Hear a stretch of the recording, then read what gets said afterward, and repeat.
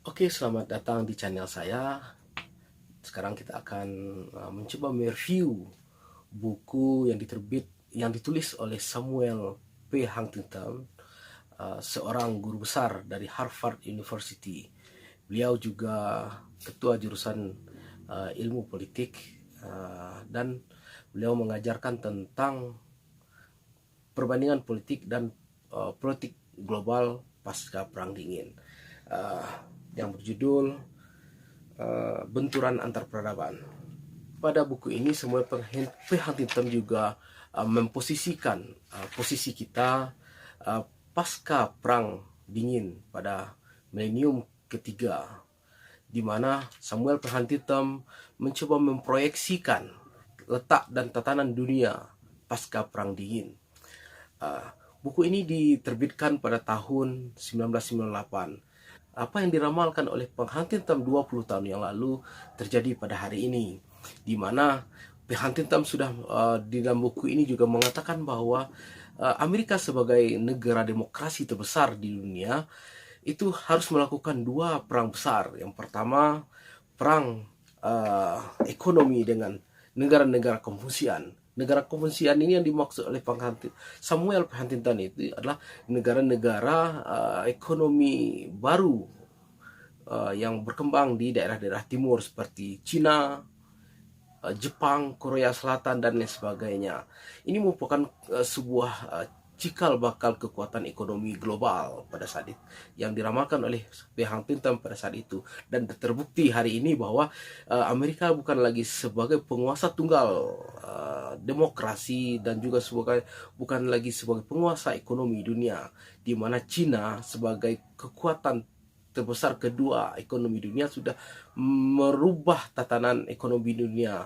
Kiblat ekonomi bukan lagi ke Amerika atau ke Barat, tapi Cina sudah menguasai hampir sebagian besar dari perekonomian yang ada.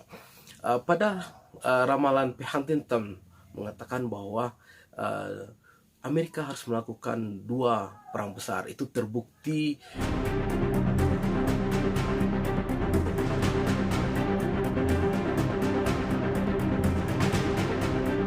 11 September 2001, 18 tahun lalu menara kembar World Trade Center WTC di New York, Amerika Serikat ambruk setelah ditabrak dua pesawat.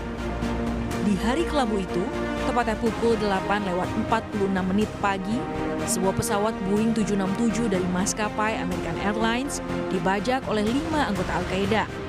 Mereka kemudian menabrakkan pesawat ke menara utara WTC. Kemudian pada pukul 9:03, pesawat Boeing 767 dari maskapai United Airlines menabrak menara selatan WTC.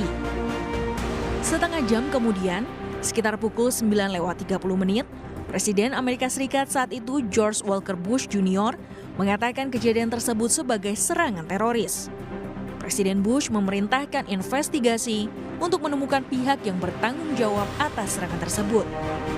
Namun tak lama setelahnya, tepatnya pada pukul 9:37, pesawat Boeing 757 dari maskapai American Airlines menabrak gedung Departemen Pertahanan Amerika Serikat, Pentagon. Federal Aviation Administration atau FAA Amerika Serikat pun segera memerintahkan pembatalan untuk semua penerbangan komersil. 56 menit berlalu setelah ditabrak, menara selatan pun ambruk. Padahal saat itu ratusan pemadam kebakaran masuk ke menara untuk melakukan evakuasi. Dan ternyata masih ada satu pesawat lagi yang dibajak teroris, yaitu pesawat Boeing 757 dari United Airlines. Namun karena awak pesawat dan penumpang melawan, pembajak yang berencana terbang ke Washington terpaksa menjatuhkan pesawat di Pennsylvania. Sementara itu tepat 1 jam dan 42 menit setelah ditabrak, menara utara WTC akhirnya tumbang. Badai debu pun melanda wilayah Manhattan. Rentetan aksi teror itu menyebabkan 2.763 orang meninggal di menara kembar WTC. Di Pentagon, 189 orang meninggal, termasuk 64 orang yang berada di pesawat yang menabrak Pentagon. Sedangkan di lokasi pesawat jatuh di Pennsylvania, 44 orang meninggal dunia, sehingga totalnya mencapai 2.977 korban jiwa.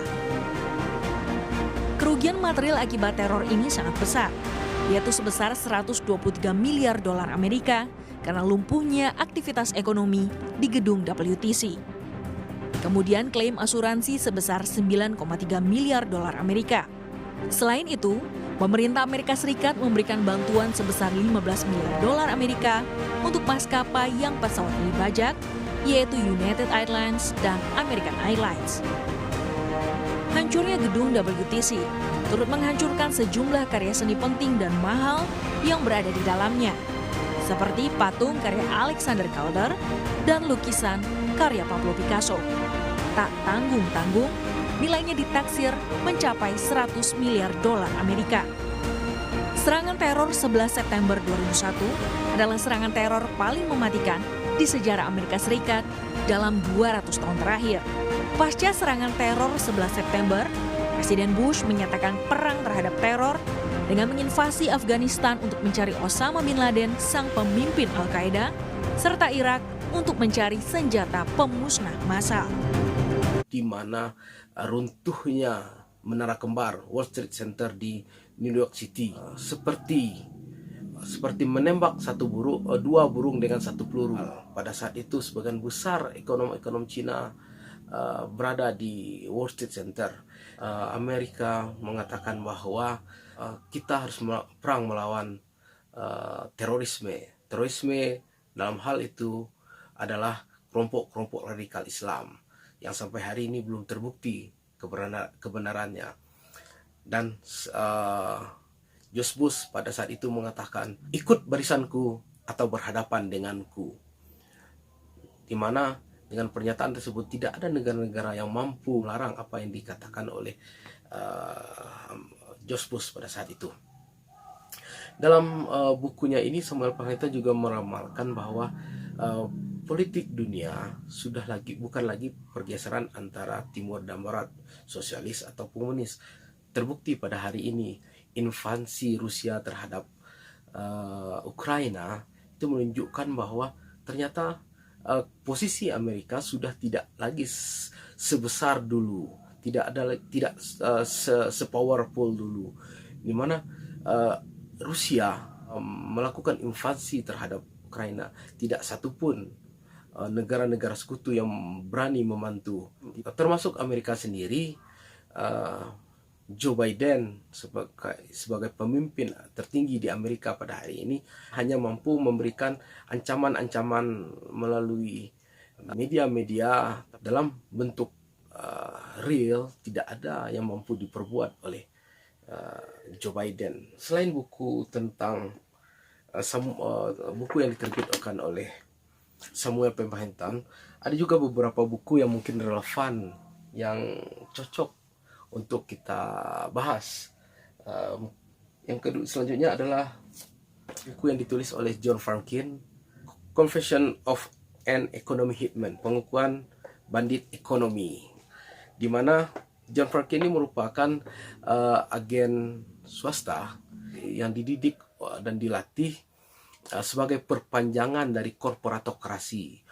Korporatokrasi merupakan koalisi antara pemerintah, bank, dan korporasi, seperti sebagai bandit ekonomi yang tugasnya adalah untuk memproyeksikan pertumbuhan ekonomi suatu negara yang sebenarnya itu hanya sebuah rekayasa, di mana tujuannya adalah untuk membuat sebuah skenario jebakan hutang dari korporatokrasi terhadap negara-negara yang membutuhkan bantuan.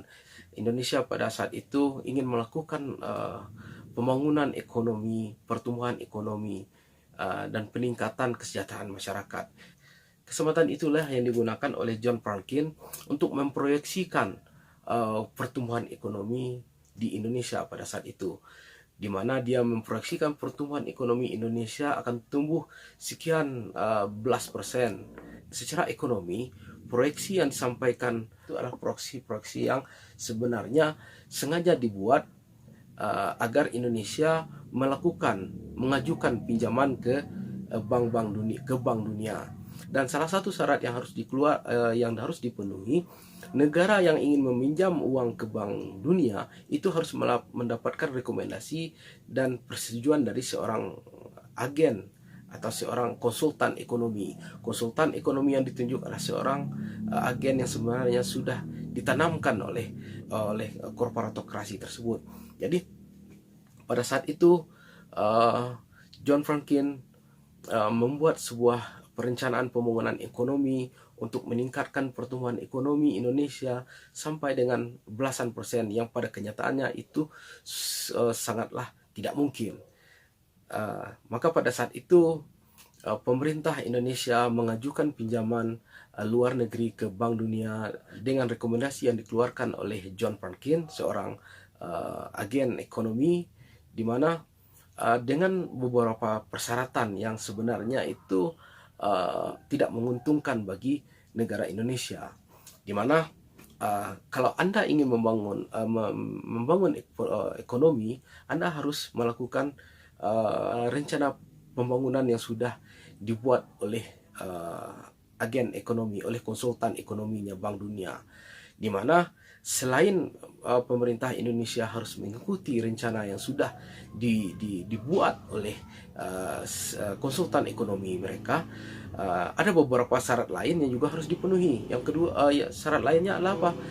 Pembangunan yang akan dilakukan itu harus dikerjakan oleh kontraktor mereka.